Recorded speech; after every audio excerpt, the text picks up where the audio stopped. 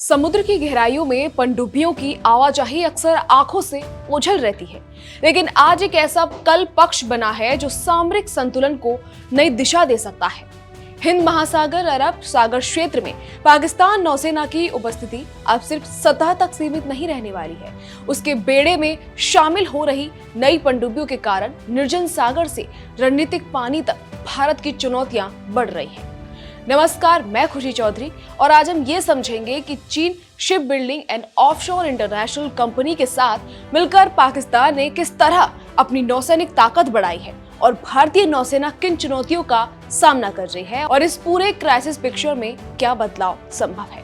बता दें, हिंद महासागर की गहराइयों में एक नई हलचल महसूस की जा रही है। पाकिस्तान जो हाल ही में ऑपरेशन सिंदूर के दौरान भारत के सामने हार का सामना कर चुका है, अब अपनी नौसैनिक ताकत को फिर से खड़ा करने में जुट गया है। फाइटर जेट्स और हेलीकॉप्टरों के बाद अब उसकी नजर समंदर की गहराइयों पर है और इसमें मदद कर रहा है उसका पुराना सहयोगी चीन। सूत्रों की माने तो पाकिस्तान अगले साल अपनी नेवी में एक अत्याधुनिक हैंगर क्लास पनडुब्बी शामिल करने जा रहा है। ये वही पनडुब्बी है जो भारत के लिए एक नई चुनौती बन सकती है, क्योंकि इसे अरब सागर और हिंद महासागर में भारतीय नौसेना के मुकाबले तैनात करने की योजना है। दरअसल पाकिस्तान और चीन के बीच करीब $5 अरब का रक्षा सौदा हुआ है।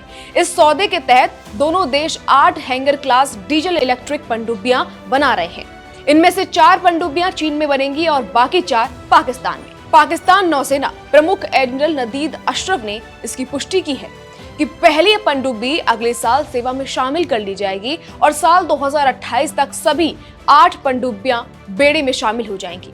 ये कदम पाकिस्तान के लिए सिर्फ एक सैन्य उन्नति नहीं है, बल्कि एक रणनीतिक संदेश भी है जो अब समुद्र में भारत के प्रभुत्व को सीधी चुनौती देने की तैयारी कर रहा है। अब बात करते हैं इन पनडुब्बियों की तकनीक की। हैंगर क्लास पनडुब्बियां चीन की युआन श्रेणी की अत्याधुनिक पनडुब्बियों पर आधारित हैं। इनमें सबसे अहम है AIP यानी एयर इंडिपेंडेंट प्रोपल्शन तकनीक, जिसकी मदद से ये पनडुब्बियां 2 से 3 हफ्ते तक पानी के नीचे बिना सतह पर आए रह सकती हैं। इसका मतलब है इन्हें ट्रैक करना बेहद मुश्किल होगा। इसके अलावा ये पनडुब्बियां advance sonar system, anti ship missile, torpedo और स्टेल्थ तकनीक से लैस हैं।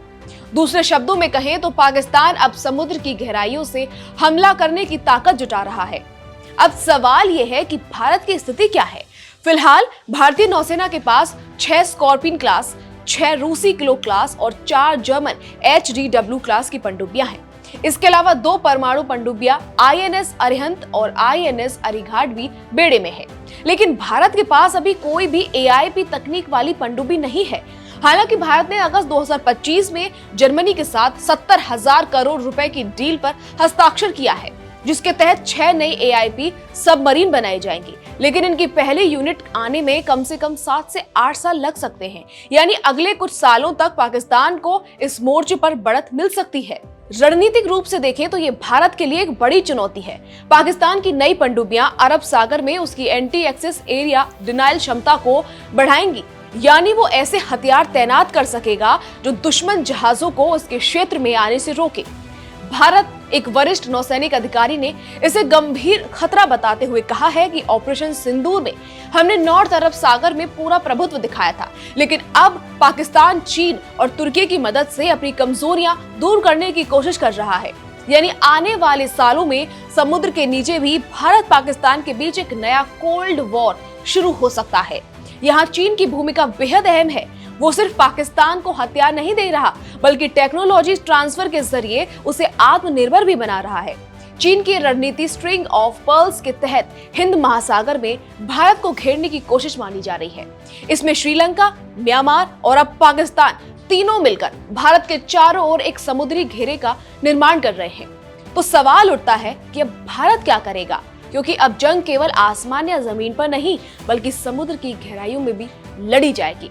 भारत को अपनी पनडुब्बी क्षमता को तेजी से बढ़ाने, नई तकनीकें अपनाने और समुद्री निगरानी को और मजबूत करने की जरूरत है, क्योंकि अगर पाकिस्तान को चीन से यह ताकत मिलती है तो यह सिर्फ रणनीतिक बढ़त नहीं होगी, बल्कि हिंद महासागर के पूरे शक्ति संतुलन को बदल सकती है।